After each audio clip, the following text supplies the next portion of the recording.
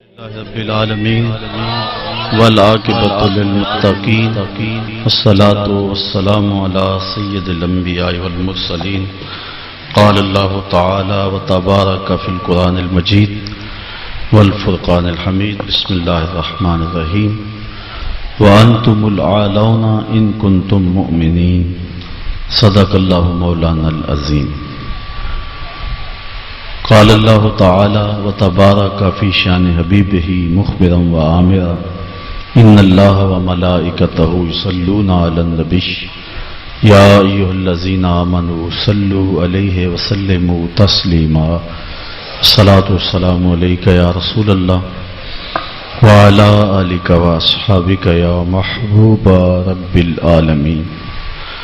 تمام حمد و ثنا تعریف و توصیف اللہ جل مجدہ الکریم کی ذات بابرکات کے لیے جو خالق کائنات بھی ہے اور مالک شش جہات بھی۔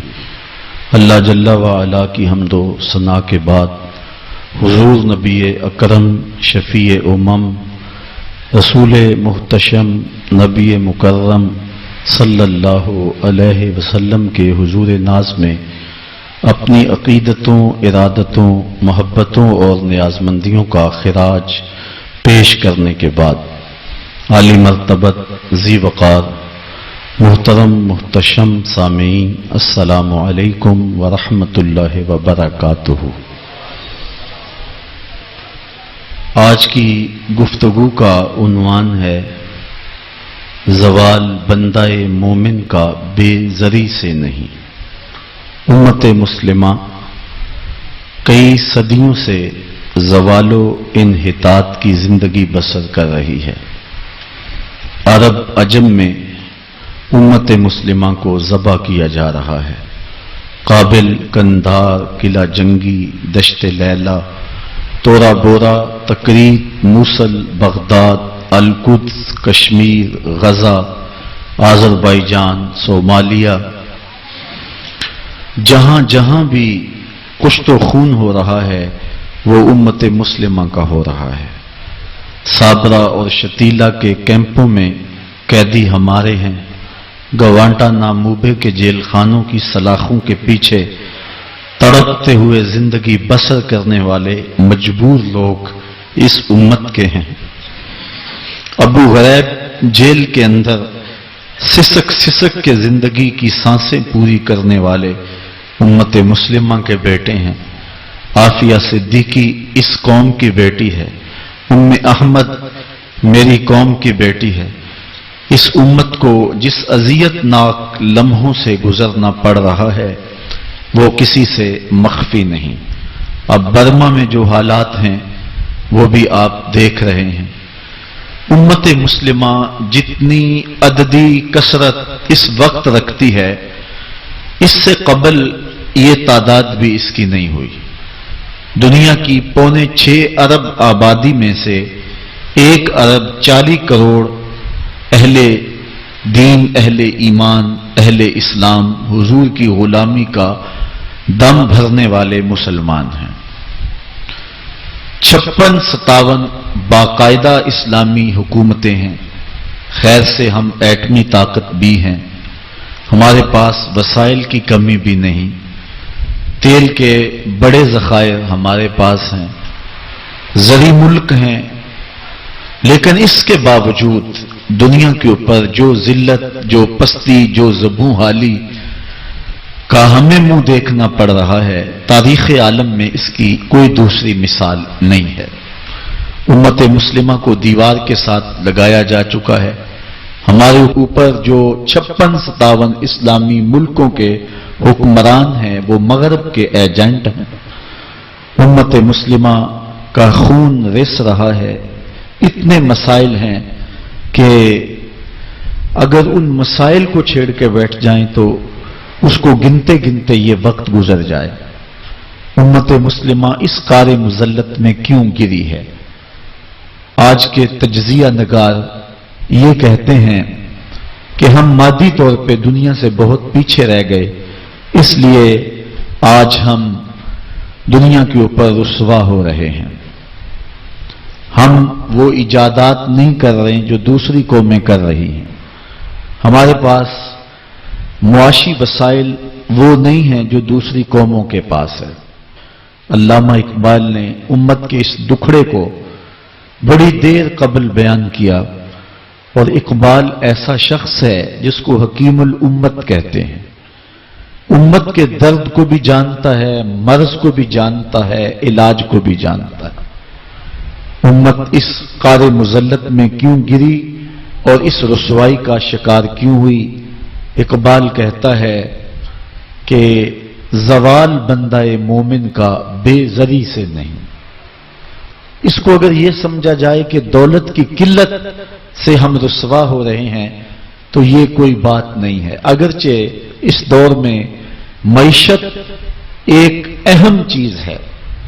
جو لوگ معاشی طور پہ پسماندہ ہوتے ہیں اس معاشرے میں ان کو خاطر خواہ توجہ نہیں دی جاتی، لیکن امت مسلم کے زوال کا سبب مادیت نہیں ہے، اس لیے کہ اس کی بنیادیں مادیت سے مضبوط نہیں کی گئی ہیں، اس کی بنیادوں میں روحانیت رکھی گئی ہے.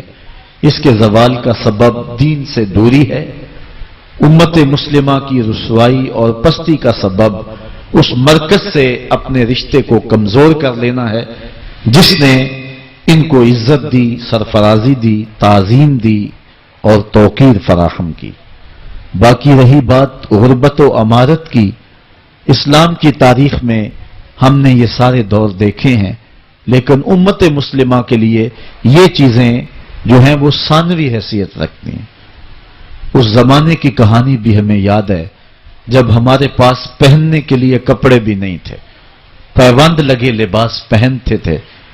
وہ وقت بھی ہمیں یاد ہے جب ہمارے پاس 2 گھوڑے تھے، 6 زرہیں تھیں، 8 تلواریں تھیں، 70 اونٹ تھے، اور ہمارے مقابلے کے اندر جو دشمن آیا تھا ان کے پاس 100 زرہ پوش نوجوان تھا. 950 کی تعداد کے اندر ان کا لشکر تھا. ان کے پاس گانے والی رنڈیاں بھی تھیں اور دادے عیش دینے والے ان کے پاس نغمے اور مزراب بھی تھے. کھانے پینے کے سامان بھی وافر تھے. ادھر فاقہ مست لوگ جس کھجور کو چوس کے روزہ رکھتے تھے اسی کھجور کو چوس کے روزہ افطار کرتے تھے. کیا بلال امیر تھا؟ کیا سلمان فارسی امیر تھا؟ کیا ابو ذر غفاری کسی امیر شخص کا نام ہے؟ کیا بدن کے اوپر پیوند لگے لباس پہننے والے وہ فاقہ مست کیا امراء کی فہرست میں آتے تھے؟ ہمیں تو وہ کہانی بھی اسلام کی غربت کی یاد آتی ہے کہ جب احد کے اندر 70 شہیدوں کے لاشیں پڑے ہوئے ہیں تو حضرت صفیہ حضور کی پھپھی اپنے بھائی حمزہ کے لیے 2 چادریں لے کر کے کفن کی آتی ہے.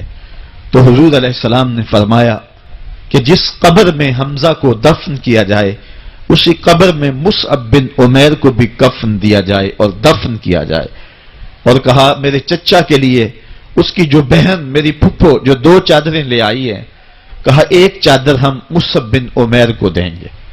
یہ مصعب بن عمیر کون ہے؟ تاریخ پڑھو، کتنی دل آویز تاریخ ہے. مکے میں ایک امیر ترین خاتون ہے جس کے بیٹے کا نام مصعب ہے، اور وہ اپنے بیٹے کو اتنا خوبصورت لباس پہناتی ہے اور اتنے خوبصورت خوشبو اور عطر اس کو لگاتی ہے کہ مصعب بن عمیر جن گلیوں سے گزرتے تھے دیر تک وہ گلیاں مہکتی رہتی تھیں. لوگ کہتے تھے یہاں سے مصعب گزر کے گیا ہوگا اس لیے یہ گلیاں مہک رہی ہیں.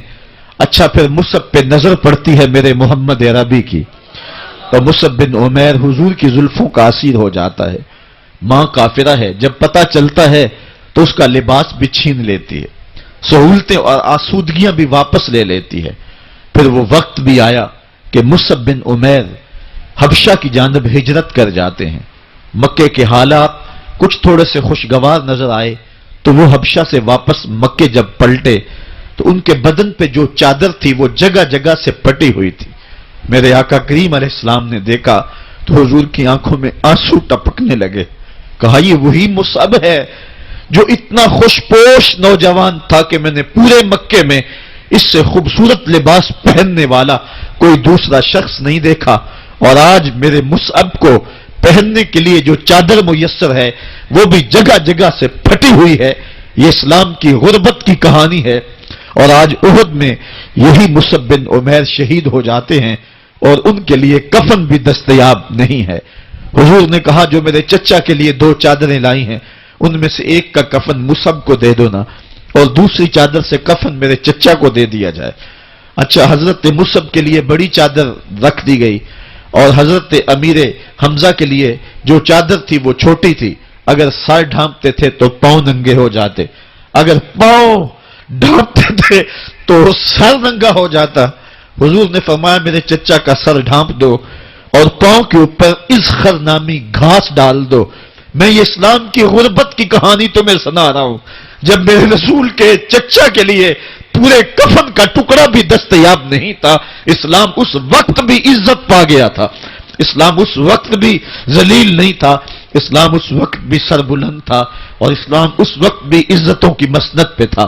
یہ اسلام کا وہ دور ہے کہ جب حضور مسجد نبوی سے باہر نکلتے ہیں تو آگے حضرت عمر و ابو بکر رضی اللہ تعالی عنہما کھڑے ہیں، چہرے کے اوپر عجیب اداسی ہے۔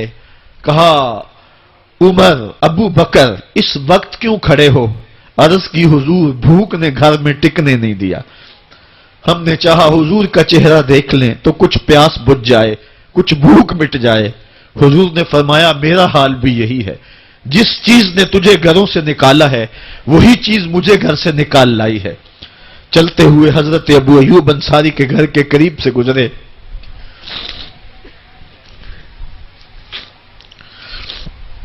حضور کی خوشبو پا کے وہ باہر آ گئے۔ عرض کی بندہ نواز آج میرے مہمان نہیں بنتے؟ حضور نے کہا تمہاری مرضی۔ گھر لے گئے، چٹائی بچھائی، حضور کو بٹھایا، گھر والوں کو بکری کا بچہ ذبح کر کے دیا، کہا جلدی جلدی کھانا تیار کرو، میرے آقا کو بھوک لگی ہوگی۔ یہ کہہ کے واپس آئے، حضور کے پاس بیٹھے، نظر چہرے پہ پڑی تو گھبرا گئے۔ نکاحت کے آثار اتنے واضح تھے کہ سمجھ آ رہی تھی کتنے دنوں سے حضور نے کچھ نہیں کھایا۔ اٹھ کے باغ میں چلے گئے، کھجوروں کا خوشہ توڑا، حضور کے سامنے رکھا، کہا بندہ نواز جب تک کھانا تیار نہیں ہوتا یہ کھجوریں تناول فرمائیں۔ تھوڑی دیر کے بعد کھانا دسترخوان پہ لگ گیا، حضور سے عرض کی گئی حضور آئیں کھانا تناول کر لیں۔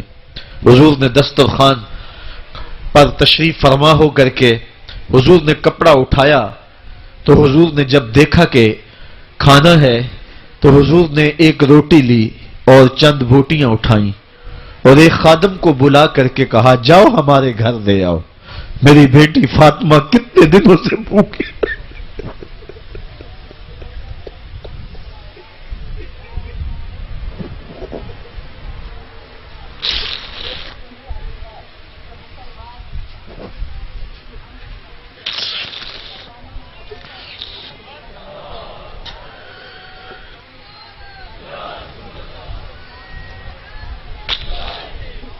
کہا جاؤ ہمارے گھر لے آؤ، میری فاطمہ کتنے دنوں سے بھوکی بیٹھی ہوئی ہے۔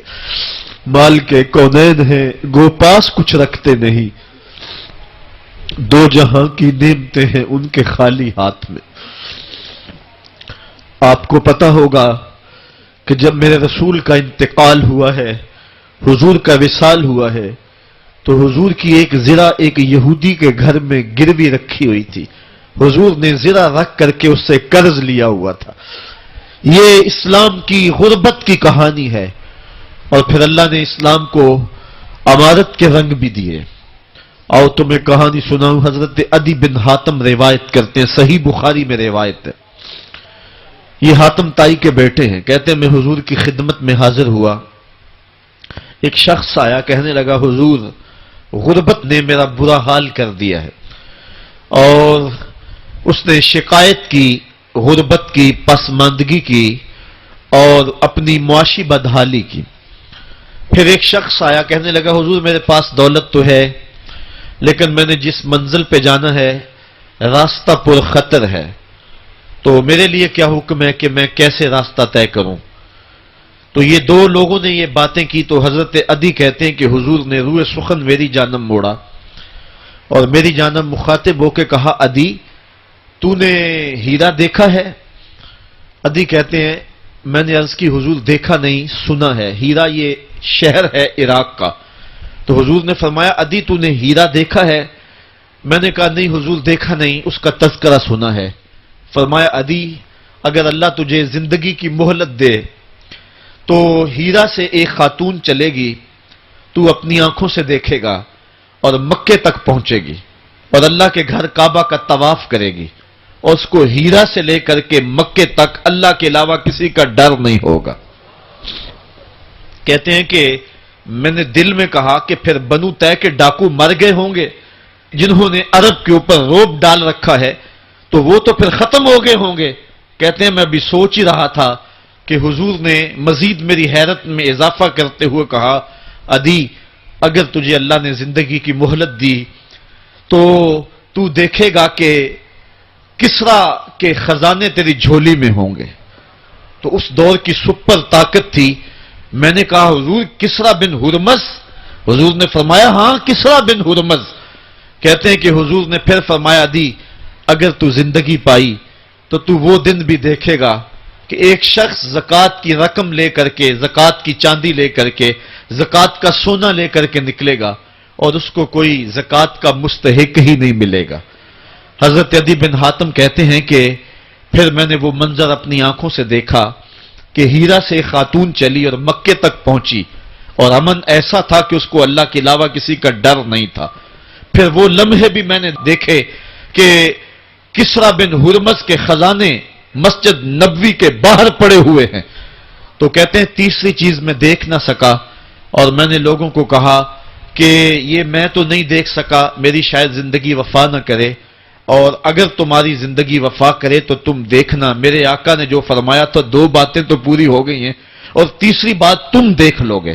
حضرت یحییٰ بن سعید فرماتے ہیں کہ حضرت عمر بن عبد العزیز کا زمانہ تھا اور انہوں نے مجھے افریقہ کی جانب زکوٰۃ وصول کرنے کے لیے بھیجا۔ میں وہاں سے زکوٰۃ وصول کی اور پھر میں زکوٰۃ لینے والے مستحقین کو ڈھونڈنے لگا تو کہتے مجھے کوئی مستحق نہ ملا۔ پھر میں غلام پکڑتا اور اس کے پیسے دے کے اس کو آزاد کرواتا چلا جاتا۔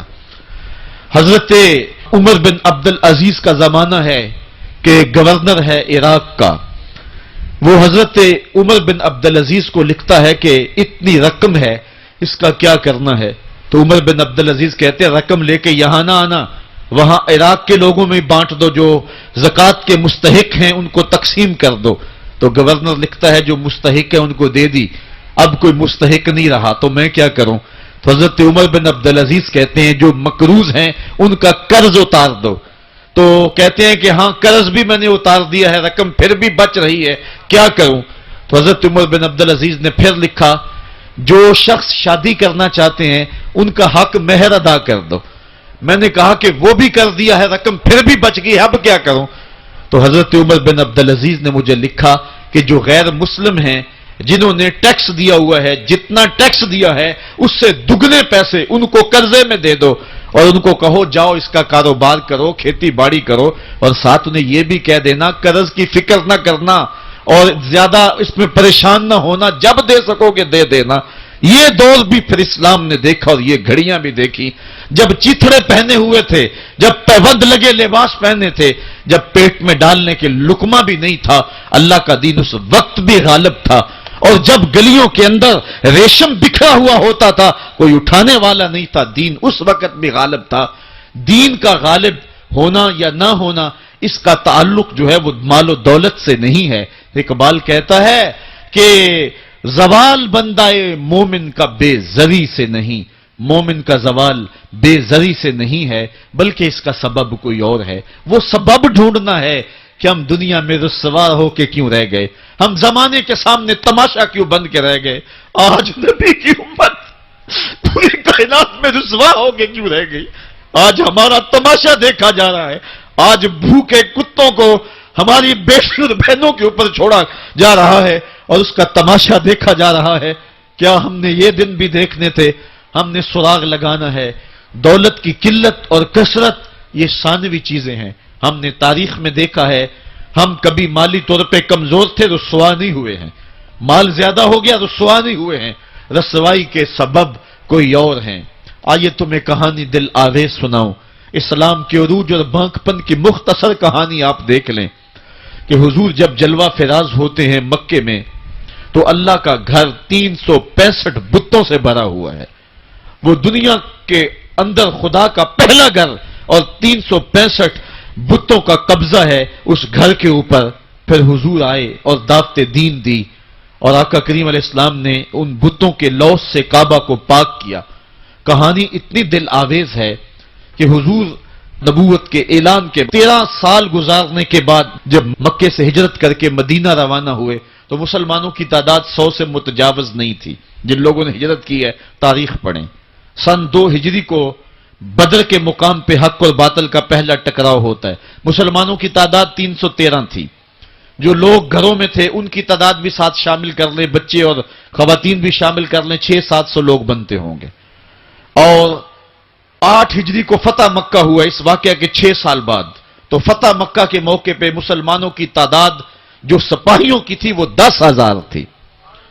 اور پھر 8 ہجری کو یہ واقعہ ہوا ہے تو 10 ہجری کو حجۃ الوداع ہوتا ہے۔ 10 ہجری کو حضور کے سامنے جو لوگ بیٹھ کے خطبہ سن رہے تھے ان کی تعداد 1,44,000 تھی، اور جو گھروں میں لوگ شامل تھے ان کو بھی ملائیں تو 6 لاکھ تک پہنچتی ہے۔ حضرت صدیق اکبر رضی اللہ تعالیٰ عنہ 2 سال 2 ماہ اور کچھ دن تخت خلافت پہ رہے ہیں، اور آپ کے ادوار کی فتوحات کو اگر اس کی ایوریج نکالیں تو ایک دن میں 80 مربع میل علاقہ روزانہ فتح ہوتا ہے۔ حضرت عمر کا دور دیکھیے، حضرت عمر کے زمانے میں اسلامی حدود 23 لاکھ مربع میل تک پھیل گئی ہیں۔ محمد بن قاسم جب سندھ میں آیا ہے تو یہ بہت بعد کی کہانی نہیں ہے، یہ 92 ہجری کی کہانی ہے، ابھی صحابہ موجود تھے۔ ادھر اندلس کے دروازے پہ طارق بن زیاد دستک دے رہا ہے تو وہ تابعی ہے، اور یہ بھی 92 ہجری کی کہانی ہے۔ ادھر سندھ تک مسلمان پہنچ گئے، ادھر وہاں تک پہنچ گئے۔ آپ چائنا میں جا کے دیکھیں، حضرت سعد بن ابی وقاص صحابی کی قبر وہاں ہے، وہ وہاں تک پہنچے۔ ماوراء نہر کا علاقہ بھی فتح ہو گیا، ادھر آرمینیا تک پہنچے۔ یہ تھوڑے سے عرصے کے اندر عظیمتوں کی کیسی داستان رقم کی۔ اقبال تڑپ کے کہتا ہے دیے جانے کبھی یورپ کے کلیساؤں میں، کبھی افریقہ کے تپتے ہوئے صحراؤں میں، دشت و دشت دریا بھی نہ چھوڑے ہم نے، بحر ظلمات میں دوڑا دیے گھوڑے ہم نے۔ آج دیکھیں جا کر کے جبل طارق کو، جہاں وہ 500 قدوسی وہاں نکلے تھے، وقت کے حکمران نے اپنے جاسوس کو بھیجا، دیکھ کیا وہ کون لوگ ہیں، کہاں سے آئے ہیں اور کتنی تعداد ہے۔ تو جا کر کے جاسوس نے کہا پتہ نہیں زمین سے نکلے ہیں یا آسمان سے اترے ہیں، اور ان کی تعداد 500 سے آگے پیچھے ہے۔ اور پھر ان 500 لوگوں نے یورپ کے دروازے میں داخل ہو کر کے حق اور باطل کے اس مارکے کے اندر وہ عظیمت کی داستانیں رقم کی کہ اقبال خراج پیش کرتے ہوئے کہتا ہے یہ غازی یہ تیرے پراسرار بندے جنہیں تو نے بخشا ہے ذوق خدائی، دو نیم ان کی ٹھوکر سے صحرا و دریا، سمٹ کر پہاڑ ان کی ہیبت سے رائی، دو عالم سے کرتی ہے بیگانہ دل کو، عجب چیز ہے لذت آشنائی، شہادت ہے مطلوب و مقصود مومن، نہ مال غنیمت نہ کشور کشائی۔ وہ کہانی کتنی دل آویز ہے۔ اے سرزمین اندلس ہے یاد تجھ کو، تھا تیری ڈالیوں پہ کبھی آشیاں ہمارا، چین و عرب ہمارا، ہندوستان ہمارا، مسلم ہے ہم، وطن ہے سارا جہاں ہمارا۔ پوری دنیا پر اسلام کے پھریرے لہرا رہے ہیں اور اسلام کے جھنڈے لہرا رہے ہیں۔ حضرت عمر رضی اللہ تعالی عنہ کا زمانہ ہے جب یروشلم فتح ہوا۔ حضرت ابو عبیدہ بن جراح رضی اللہ تعالی عنہ حضرت عمر کو دعوت دیتے ہیں کہ آپ مدینے سے چلیں اور یروشلم میں پہنچیں۔ حضرت عمر مدینے سے چلتے ہیں، کتنا بڑا قافلہ لے کر کے، کتنا پروٹوکول ہے۔ حضرت عمر اکیلے اور ساتھ ایک غلام، اور اونٹ بھی ایک، باری باری سوار ہوتے ہیں، کبھی غلام سوار ہوتا ہے کبھی عمر سوار ہوتے ہیں۔ حکمران تو وہ تھے لوگوں کی دہلیز پہ امن دینے والے، لوگوں کی چوکھٹ پہ جو ہیں وہ نور بانٹنے والے۔ آج کے حکمرانوں نے تمہیں رمضان المبارک کے اندر لوڈ شیڈنگ کا پیکج دیا ہے اور آج بچے بھی تڑپ رہے ہیں اور جوان بھی سسک رہے ہیں، اور ماہ سیام میں جن اذیتوں میں قوم کو مبتلا کر دیا ہے وہ کسی سے مخفی نہیں ہے۔ اور تمہیں میں حضرت عمر کی کہانی سناؤں۔ حضرت عمر دن کو تخت حکومت پہ بیٹھتے تھے اور ان کا تخت کو سونے زبرجد کا نہیں تھا، مسجد نبوی کی چٹائی تھی، اور سارا دن وہاں بیٹھ کے لوگوں کی باتیں سنتے، اور جب رات کے اندھیرے گہرے ہوتے عمر بھیس بدل کے مدینے کی گلیوں کا گشت کرتے۔ کہا تمہارے گھر سے دھواں نکل رہا ہے اور بچے رو رہے ہیں، ان کو کھانا کیوں نہیں دیتی؟ کہنے لگی عمر کی جان کو رو رہی ہوں۔ عمر کے پاؤں تلے سے زمین نکل گئی۔ کہا کیا ہوا؟ کہا 3 دن سے ہمارے ہاں کھانے کے لیے کچھ نہیں ہے، روزانہ بچے روتے ہیں اور میں ہنڈیا کے اندر پتھر ڈال کر کے نیچے سے آگ ڈالتی رہتی ہوں کہ بچے انتظار کر کر کے سو جائیں گے، کم وقت سو بھی نہیں رہے اور وہ پتھر پکیں گے بھی کیا، اور میں عمر کی جان کو رو رہی ہوں۔ حضرت عمر کا کلیجہ دہلنے لگا، فوراً پلٹے واپس بیت المال میں آئے، گھی کا ایک کنستر لیا، آٹے کی بوری لی، مرچ مسالہ جات بہت کچھ اٹھایا، اپنے کندھے پہ رکھا، بوری اپنی کمر پہ لا دی۔ عمر بیت المال سے نکلے تو آپ کے خادم اسلم نے دیکھ لیا، آگے بڑھا، کہا میرے آقا میں اٹھاتا ہوں۔ عمر کی آنکھوں میں آنسو ہے۔ کہا اسلم قیامت کے دن میرا بوجھ اٹھا لو گے؟ کہا قیامت کے دن تو اپنا اپنا بوجھ اٹھانا پڑے گا۔ کہا عمر کو آج اپنا ہی اٹھانے دو۔ حضرت عمر وہ گھی کا کنستر اور وہ آٹے کی بوری سر پہ اٹھائے ہیں اور اس خاتون کے گھر جاتے ہیں اور دستک دیتے ہیں۔ وہ جب دیکھتے ہیں اس کی جان میں جان آ جاتی ہے۔ کہا جلدی جلدی آٹا گوندو، اور عمر سبزی کاٹنے لگ جاتے ہیں۔ حضرت عمر رضی اللہ تعالی عنہ سبزی تیار کر دیتے، ادھر آٹا گند جاتا ہے، اور پھر اوپر چولہا رکھا جاتا ہے، چولہے کے اندر آگ رکھی جاتی ہے، وہ کھانا پکانے لگتی ہے، آگ بجھتی ہے۔ تاریخ نے لکھا ہے آگ بجھنے لگتی ہے، عمر جھک کر کے پھونکے مارتا ہے، عمر جھک جھک کے پھونکے مارتا ہے۔ کھانا پک گیا اور بچوں کے سامنے کھانا رکھ دیا، بچے کھا رہے ہیں۔ اب بچے رو رو کے نڈال ہو چکے تھے۔ حضرت عمر اپنے ہاتھوں کو اور اپنے گھٹنوں کو اور اپنے پاؤں کو زمین پہ لگا کے، جس طرح بکری کا بچہ چلتا ہے ویڑے کے اندر، کبھی ادھر چلتے ہیں کبھی ادھر چلتے ہیں، تاکہ بچے مجھے دیکھ کے خوش ہوں اور دل میں کہتے عمر جتنا رلایا ہے اب اتنا ہنسانا بھی پڑے گا۔ تو کبھی عمر امیر المومنین، یہ میں کسی آج کے جو ہے وہ لوگوں کے ووٹوں پہ منتخب ہونے والے حکمران کی کہانی نہیں سنا رہا، میں اس عمر کی کہانی سنا رہا ہوں جو 23 لاکھ مربع میل کا حکمران ہے، آدھی دنیا کا بادشاہ ہے۔ حضرت عمر جو ہے جس طرح بکری کا بچہ چلتا ہے اس طرح اپنے ہاتھ اور اپنے گھٹنے زمین پہ ٹیک کر کے جو ہے وہ اس طرح چلتے ہیں۔ بچے عمر کو دیکھ کے مسکراتے ہیں۔ جب بچے مسکرانے لگے تو حضرت عمر نے اس خاتون سے کہا بڑھیا عمر کو معاف کر دے۔ اس نے کہا تو اتنی ہمدردی کیوں کرتا ہے؟ کہا عمر بیچارہ بڑا پھنسا ہوا ہے، فکر ہے اس کو یرموک و فسطاط و حلوان کی، جب فتح ہے مصر تو تیاری ہے ایران کی، آتے جاتے وفد سے ملاقات بھی کرتا ہوگا، آتے جاتے وفد سے ملاقات بھی کرتا ہوگا، اور شب کو معلوم حالات بھی کرتا ہوگا، کانٹوں میں الجھی ہوئی بیچارے کی جان ہے، نیند اس کو بھی آتی ہے، آخر وہ انسان ہے، میری بہن عمر کو معاف کر دے۔ اس نے کہا نانا عمر کی بات میرے سامنے نہ کر، قیامت کا دن ہوگا، عمر کا گریبان ہوگا اور میرا ہاتھ ہوگا۔ جب اس نے یہ بات کہی تو عمر برداشت نہ کر سکے، بچوں کی طرح بلک بلک کر رونے لگے۔ کہا وہ بد نصیب عمر تیرے سامنے ہے، آج ہی کہلا جو کہنا ہے، قیامت کے دن مجھے معاف رکھنا۔ اس نے کہا تو عمر ہے؟ کہا بد نصیب عمر تیرے سامنے کھڑا ہوں۔ میرے عمر کہتے ہیں اگر دجلہ کے کنارے ایک بکری کا بچہ بھی پیاسا مر گیا اس کا حساب بھی عمر سے لیا جائے گا۔ اللہ اکبر۔ میں اس حضرت عمر کی کہانی سنانے لگا تھا۔ حضرت عمر نکلے یروشلم میں، ایک اونٹ ہے ایک غلام ہے، کبھی وہ سوار ہوتا ہے کبھی آپ باری مقرر کی ہے۔ جب قریب پہنچے یروشلم کے تو عمر کی باری نکیل پکڑنے کی اور غلام کی باری اوپر سوار ہونے کی آ گئی۔ غلام نے کہا آقا میں مرضی سے اپنی باری چھوڑتا ہوں، آپ آ جائیں، دشمنوں کے مفتوحہ علاقے میں آ رہے ہیں، تازہ تازہ علاقہ فتح ہوا ہے، اسلام کی شان و شوکت ظاہر ہو۔ عمر نے کہا اسلام کی شان و شوکت ایسے ظاہر نہیں ہوتی ہے، اپنی باری پہ تم بیٹھو گے، اپنی باری پہ میں بیٹھوں گا۔ لوگ منتظر کھڑے ہیں، دور سے جب دیکھا کہا اس کی ہیبت سے کانپتے تھے ہم، یہ تو کوئی حبشی لگتا ہے، رنگ کالا ہے، ہونٹ موٹے ہیں، اس سے تو زیادہ حسین اس کا غلام ہے جو آگے آگے چل رہا ہے۔ حضرت ابو عبیدہ نے کہا دھوکہ کھا رہے ہو، ہمارا آقا وہ نہیں ہے جو اونٹنی کے اوپر سوار ہے، ہمارا آقا وہ ہے جو لگام تھامے آگے آگے چل رہا ہے۔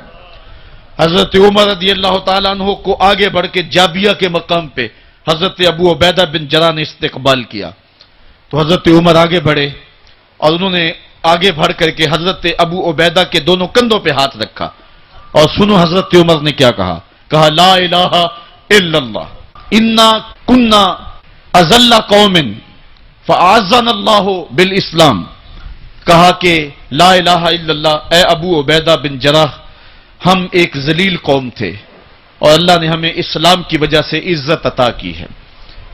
اور میں تمہیں ایک تاریخ ساز بات کہنے لگا ہوں، اور وہ یہ ہے کہ جب تک ہم اس عزت والے اسلام کے دامن کو تھامے رہیں گے ہماری عزت قائم رہے گی، اور جب اسلام کے علاوہ کسی اور جگہ سے عزت ڈھونڈیں گے تو رسوا کر کے رکھ دیے جائیں گے۔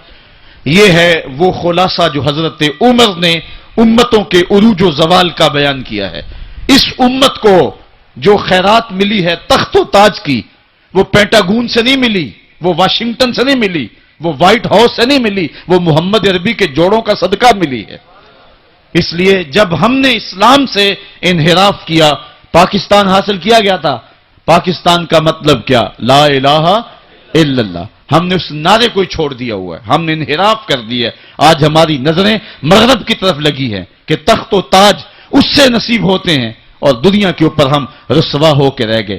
ہماری پستی، ہماری زبوحالی، ہماری ذلت کا سبب یہ ہے کہ جس جگہ سے ہمیں عزت ملی تھی ہم نے وہ مرکز ہی چھوڑ دیا ہے۔ اس مرکز حیات کو، اس مرکز زندگی کو، اس مرکز عزت کو ہم نے چھوڑ دیا ہے اور دنیا کے اوپر ہم رسوا ہو رہے ہیں۔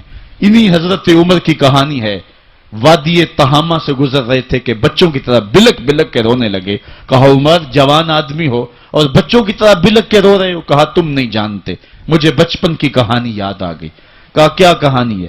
کہا یہی عرض تہامہ تھی، میرے باپ خطاب نے مجھے 5 اونٹ دیے تھے، کہا انہیں لائن میں کھڑا کرو سیدھا، میں آگے والا سیدھا کرتا تھا، پیچھے والا ٹیڑھا ہو جاتا، پیچھے والا سیدھا کرتا، آگے والا ٹیڑھا ہو جاتا۔ میرے باپ خطاب نے مجھے بڑا مارا۔ کہا ایک عرب کے بیٹے ہو کہ تم سے 5 اونٹ لائن میں کھڑے نہیں ہوتے؟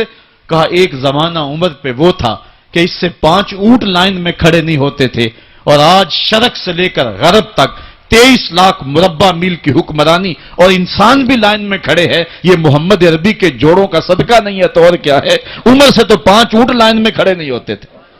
تو یہ عزتیں، یہ تخت و تاج، یہ حکومتیں ہمیں حضور کی دہلیز سے ملی ہیں۔ جب ہم نے اس دہلیز کو چھوڑ دیا تو دنیا کے اوپر رسوا ہو گئے اور ذلیل کر کے رکھ دیے گئے۔ آج ہماری حالت یہ ہے کہ غیر بھی ہمیں تانے دے رہے ہیں۔ میرا ایک دوست پچھلے دنوں کے اندر ننکانہ صاحب گیا تو وہ مجھے آ کر کے جو کہانی سنانے لگا، اس کی آنکھوں میں نمی تھی اور اس کے لہجے میں بے پناہ درد تھا۔ کہنے لگا کہ مجھے شوق دامن یہ ہوا کہ میں یہاں سکھوں کا گردوارہ بھی دیکھوں۔ کہتے میں اسی شوق میں ان کا گردوارہ دیکھنے چلا گیا، تو جب گردوارے کی سیڑھیاں آئیں تو میں جوتے اتارے اور میں سوچ رہا تھا کہ ان کو سمیٹ کے کہاں سنبھالوں، تو ایک شخص آگے بڑھا اور مجھے کہنے لگا کہ آپ تسلی سے جائیں، یہ گردوارہ ہے، مسلمانوں کی مسجد نہیں ہے۔ تو کہتا کہ میرا کلیجہ پھٹنے لگا کہ ہم اس قدر اخلاقی پستی کا شکار ہو گئے ہیں، کیونکہ جواب تو میرے پاس نہیں تھا جو اس کو میں دے سکتا، کیونکہ ہماری حالت بین ہی یہی ہے۔ تو کہتا ہے کہ میرا کلیجہ کٹنے لگا کہ ہم اس پستی اور اس ذلت کے مقام پہ چلے گئے ہیں۔ اب ہمارے ملک کے اندر جو ہمارے ذمی ہیں وہ بھی ہم کو جو ہے وہ تانا دے رہے ہیں، اور ہمارے مستامن بھی ہم کو تانا دے رہے ہیں، اور ملک کے اندر بھی ہم کو ذلت اور رسوائی کا سامنا کرنا پڑ رہا ہے۔ یہ ہماری ذلت اور رسوائی کی مثالیں ہیں۔ ہماری اخلاقی پستی اور زبوحالی نے ہم کو کہیں کا نہیں چھوڑا ہے۔ میں بہت پرانی کہانی نہیں سنانے لگا آپ کو، یہ قرون اولیٰ کی کہانی نہیں ہے، یہ کہانی جو ہے وہ صحابہ کے زمانے کی بھی نہیں ہے، یہ کہانی جو ہے وہ تابعین کے بھی دور کی نہیں ہے، محدثین کے دور کی بھی نہیں ہے، یہ سری سختی کے زمانے کی کہانی بھی نہیں ہے، یہ جنید بغدادی کے دور کی بھی نہیں ہے، ہاں یہ مجدد الفسانی کے زمانے کی کہانی بھی نہیں ہے، یہ کل کی بات ہے۔ ہم دور غلامی میں تھے، ہمارے اوپر انگریز حکومت کر رہا تھا۔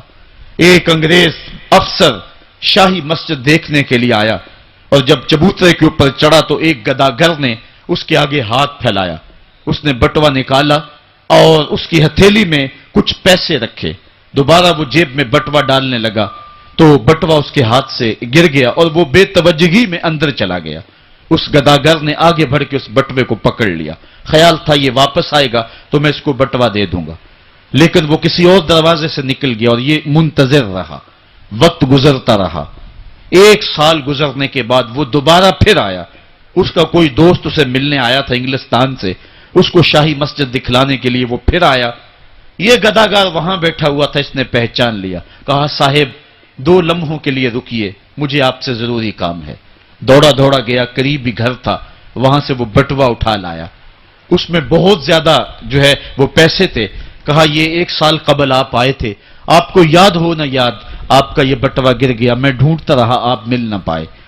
اس نے جب دیکھا، وہ ایک کبھی بٹوے کے اندر رقم کو دیکھے، کبھی گداگر کے چہرے کو دیکھے، پھر اس سے رہا نہ گیا۔ اس نے کہا تو گداگر ہے اور تو ایک ایک پائی صبح سے شام تک اکٹھی کرتا ہے، اتنی رقم تجھے اکٹھی مل گئی تو تو اس رقم سے اپنا گھر بنا سکتا تھا، کاروبار سیٹ کر سکتا تھا، اور 1 سال ہو گیا تو میرا انتظار کرتا رہا۔ اس نے کہا بابو بات رقم کی نہیں ہے، تو عیسائی ہے اور میں مسلمان ہوں۔ کل قیامت کے دن اگر تیرے نبی نے میرے نبی کو کہا کہ میرے امتی کا بٹوا گرا تھا اور تیرے غلام نے پکڑا تھا، تو پھر میرا نبی جو ہے تیرے نبی کے سامنے شرمسار ہوگا۔ میں گداگر ضرور ہوں، بے غیرت نہیں ہوں، میں نہیں چاہتا کہ میرے نبی کو تیرے نبی کے سامنے شرمندگی ہو۔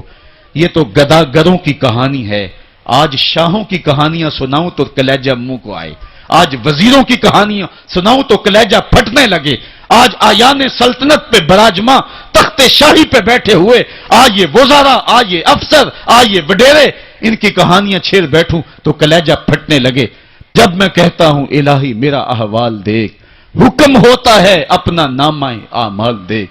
میں نے اصلاح امت کانفرنس کے موقع پہ آپ کو یاد ہوگا کہا تھا کہ یہ تو کرم ہے محمد کی زلفوں کا کہ ہمارے اوپر پتھر نازل نہیں ہوتے، ورنہ جو حال ہم نے کر دیا ہے اور جس اخلاقی انحطاط کا ہم شکار ہیں، ہمارے اوپر تو آسمان ٹکڑے ہو کے برستا۔ اگر ان کی رحمت نہ ہو درمیان میں، ابھی آگ لگ جائے دونوں جہاں میں۔ اقبال کہتا ہے زوال بندہ مومن کا بے زری سے نہیں، یہ نہیں ہے مسئلہ، مسئلہ پستی ہے، زبوحالی ہے، تعلیمی انحطاط ہے، عملی انحطاط ہے، مرکز سے جو ہے وہ دوری ہے، دامن رسالت ماب کو چھوڑ دیا ہے، پھر رسوائیاں مقدر نہیں ہوں گی تو کیا ہوں گی۔ آئیے ابھی بھی موقع ہے، توبہ کا دروازہ بند نہیں ہوا، رب سے بھی معافی مانگ لیں، گنبد خضرا کے مکین کے حضور بھی ہاتھ جوڑ کے کہیں چھوڑ کے آپ کا دامن رحمت، آقا ہم سے بھول ہوئی، کھو دی اپنی قدر و قیمت، آقا ہم سے بھول ہوئی، دیکھ ہماری آنکھ مچولی، اپنے سینے اپنی گولی، بھول گئے ہم درس اخوت، آقا ہم سے بھول ہوئی، دنیا کے ٹھکرائے ہوئے ہیں، تیرے در پہ آئے ہوئے ہیں، کھول دے اپنا باب رحمت، آقا ہم سے بھول ہوئی۔ آج وہ شعر مجھے پوری طرح یاد نہیں آ رہے جو بچپن میں پڑھ پڑھ کے رویا کرتے تھے۔ وہ کیا کمال، کسی نے کہا ہن جے رونا تے اکھاں وچوں ہنیرا جاندہ نہیں نور جاندہ ہے۔ آج امت جس زبوحالی میں پہنچ گئی، ہن جے رونا تے اکھاں وچوں ہندیرا جاندہ نہیں نور جاندہ ہے۔ میں بدبخت نو ویکھ کے میرا سایہ بھی میتھوں دور جاندہ ہے۔ میں پاپی مجرم، میں میلا اتھرو، میں پاپی بندہ، حضور معافی، حضور معافی، حضور معافی، حضور معافی۔ تساں سی ڈکیا جنہ کماں تھی، حضور جی میں او کر گیا واں، گناہاں دی دل دل دے اندر گل میں تیکر اتر گیا واں، تہاڈے حکماں نو چھڈ کے آقا میں جیندا کتھے ہاں مر گیا واں۔ حضور معافی، حضور معافی، حضور معافی، حضور معافی۔ علامہ اقبال فرماتے ہیں आओ अगर तुम दोबारा उसी उरूज को देखना चाहते हो तो दामने मुस्तफा को थाम लो। सारा फलसफा इकबाल ने अपने इस एक शेर में निचोड़ा है। शिकवा और जवाब शिकवा इकबाल की उम्मत की कहानी है जो रब से कही है। शिकवे में कहता है तेरे काबे को जबीनों से बसाया हमने, नौ इंसानी को गुलामी से छड़ाया हमने, फिर भी हमसे गिला है कि वफादार नहीं, हम वफादार नहीं, तू भी तो दिलदार नहीं। लेकिन जवाब शिकवा में जब जवाब आता सारा नशा उतरता है। सीगा बदला, लफ्ज वही है। मेरे काबे को जबीनों से बसाया किसने, नौ इंसानी को गुलामी से छुड़ाया किसने, सफाए दहर से बातिल को मिटाया किसने, मेरे कुरान को सीनों से लगाया किसने। थे तो आबाब तुम्हारे ही मगर तुम क्या हो, हाथ पे हाथ धरे मुंतजरे फरदा हो। वाइज़े कौम की वो पुख्ता ख्याली न रही, बरके तबई न रही, शोला मिकाली न रही, रह गई रस्म आज़ां रूहे बेलाली न रही, फलसफा रह गया तलकीन ग़ज़ाली न रही। मस्जिद मरसिया खां कि नमाजी न रहे, यानी साहिब औसाफ वो हिजाजी न रहे। तो इकबाल ने अपने जवाब शिकवे को यहां आकर के रोका। सदा उधर से आ रही है, उम्मत को इलाज दिया जा रहा है। इकबाल के सारे फलसफे का निचोड़ यह है कि मोहम्मद से वफा तूने तो हम तेरे हैं, ये जहां चीज है क्या लौहो कलम तेरे हैं। फिर लौह भी तेरे हाथ में दे देंगे, कलम भी तेरे हाथ में पकड़ा देंगे, तख्ती भी तेरे पास होगी, कलम भी तेरे पास होंगे। फिर तेरी तकदीर के फैसले वाशिंगटन में नहीं होंगे। फिर खुदा बंदे से खुद पूछेगा बता तेरी रजा क्या है। तो हमने उन राहों का मुसाफिर बनना है। आइयो जिंदगी का जमाल और जिंदगी का हुस्न हासिल करने के लिए हुजूर की दहलीज पे आ जाएं। बहुत दूर जा चुके हैं, आका की रहमत अब भी आवाजें दे रही हैं, मेरे भोले भाले उम्मतियों वापस आ जाओ, मैं तुम्हें सीने से लगा के तुम्हारे पिछले सारे गुनाह बख्शवा दूंगा।